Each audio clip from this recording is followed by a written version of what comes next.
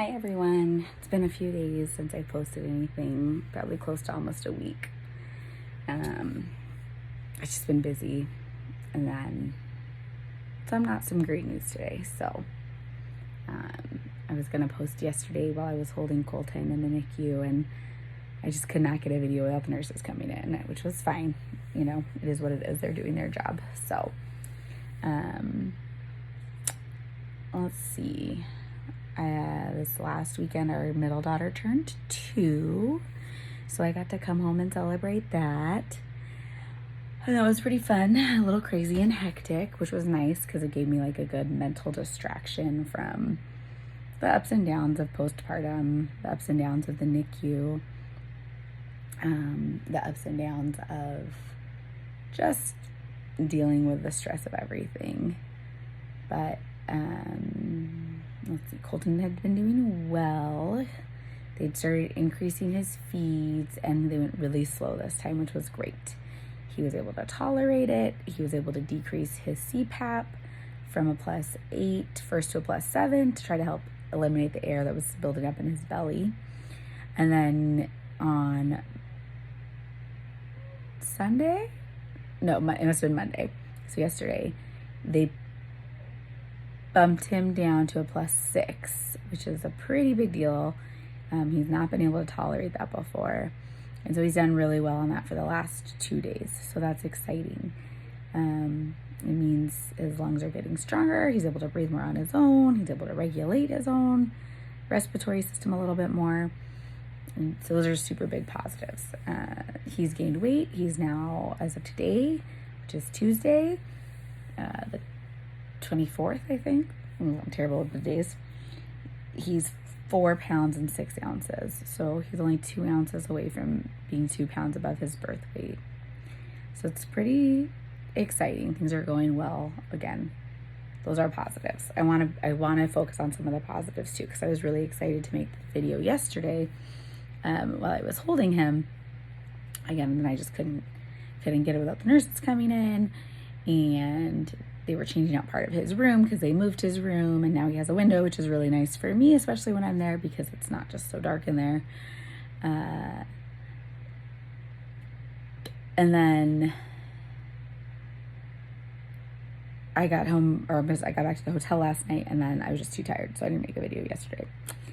So today ended up having to go meet my husband out in Olympia, which is about an hour away from where we live in Grays Harbor, and about 25-30 minutes from the NICU hotel area.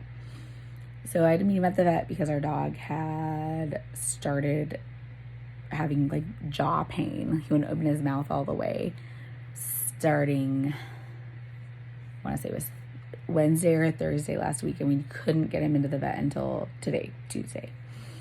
So I went to the NICU this morning, and I dropped off milk, and I said hi, and I had already planned to probably not go back until later tonight to maybe go to the NICU or just go back to the hotel, because I was going to come spend some time with my daughters and my husband. So, you know, a vet visit on top of already having your kid in the NICU, pretty stressful. It's not easy to take a crazy husky to the vet alone with 2 toddlers. So obviously that's why I was meeting my husband. So everything was good when I got to the NICU to drop off his milk, and I said hi, and his nurse was there, and she's been his nurse a couple times. So she, you know, we chit-chatted a little bit. And right when I got to the vet and literally was meeting my husband and my daughters, I got a call, and it said NICU. And again, I think I've shared, they don't really ever call you with good news. They're not calling you because something's going well. They call you when things are not going well or something changes.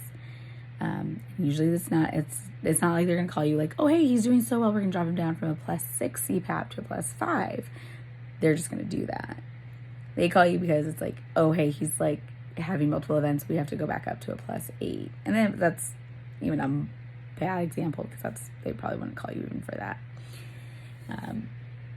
They call you because things aren't going well. Usually something kind of significant, like we're going to stop his feeds. He needs another x-ray. Those kind of things. So I looked at my phone, and I was already like, crap. going good. What's happened?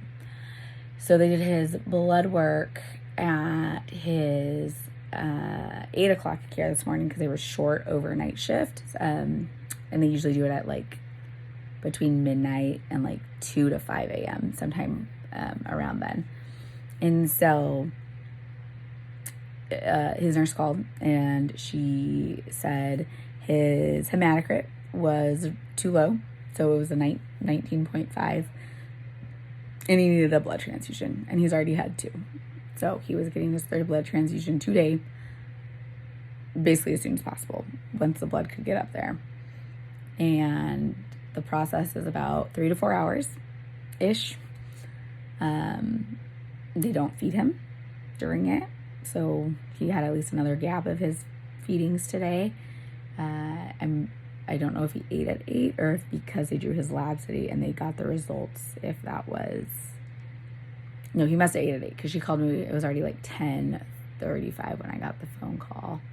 Yeah, so he probably ate at 8 and then he didn't eat at 11, 2, 5, or 8 tonight. So he has to wait till 11 tonight to eat again because of when his transfusion was supposed to start. They have to wait so long after. I did call his night nurse today, and she said he tolerated the transfusion well, and it did what it was supposed to do because they already redrew his blood and tested his hematocrit, and it was at I want to say she said 38. So that's great, and he's done well after his other 2 transfusions. You know, his levels went up, and that was what it was supposed to do. But it's this problem of staying up. And that news is just like the hardest part of being a NICU parent. Like having this little baby who is just a part of you already going through so much, and then you're doing well and you're finally on this little trajectory that you feel more comfortable about, more confident about. Not that he's anywhere close to coming home yet, but we were getting to what felt like a more consistent part of the NICU, which happened. You know, we had it with our daughter, so you got into this routine, and there's always maybe little ups and downs, but not usually anything like nothing. The big stuff is kind of all gone. So yeah, so that hit hard. And just kind of other life stress, like, is our dog gonna be okay? They didn't know what was wrong with him, and so we're just trying a couple things, like an antibiotic, a painkiller, an anti-inflammatory. Like, we just have these things to try prior to doing like sedation and x-rays. Our dog, he's a 6-year-old Siberian Husky mix who was rescued from a puppy mill, and he's got kidney issues, so he's already on a renal diet. He's been on a renal diet for the last 2 or 3 years. I don't remember. He started young. He was still really young when they found out, so they assumed he was not well taken care of / maybe even an inbred dog, because it was like a puppy mill that just turned out dogs constantly. So his kidneys are messed up. We had ultrasounds done and they're enlarged and misshapen. So even giving him any medications, especially an anti-inflammatory, is hard on his kidneys. But he couldn't open his mouth. He wasn't eating all the way, or really as much, because obviously his jaw hurt. And so like he was only opening like that much instead of like a whole, open mouth. So that's stressful. I'm just adding more and more. And then my daughters are more sensitive, and you would call it needy, but they don't get what's going on. Mom's not here for days and days at a time now. Dad's here by himself. It's just hard. And of course it's hard on my husband, and he's dealing with, the stress of being a single dad for the moment and literally doing everything. So it's just been a lot. I am exhausted. I forget how much the mental and emotional toll can just lead to physical exhaustion. And it just does. So I am going to go pump one more time, and then I'm going straight to bed. I can't. Yeah. So, the joys of postpartum. Feeling good all of a sudden, and then boom, crash. You feel like you hit a wall. You want to punch things. You want to hit things. You want to rip things. You want to break things.